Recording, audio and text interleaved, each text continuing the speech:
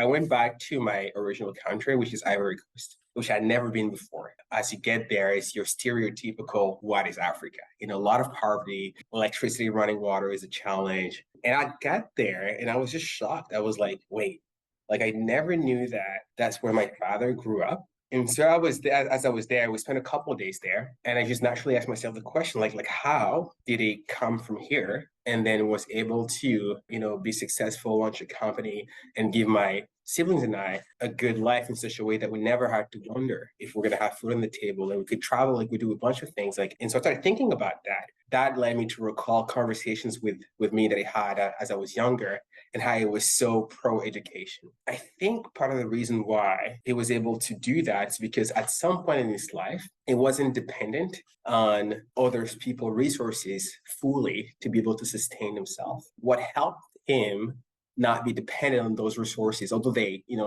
lift them up at the beginning, right? Was his education.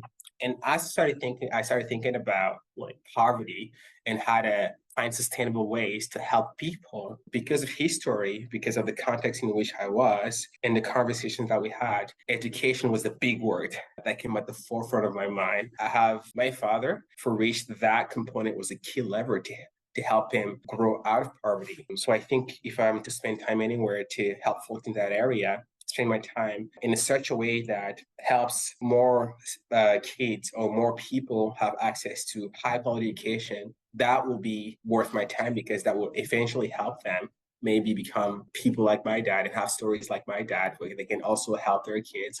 And so when I heard about John Quest, I was like, oh. And so I felt like there was just alignment in terms of what I care about at that point and what you cared about. And so I was just like, okay, let me just take the John Quest hat and just do something about it.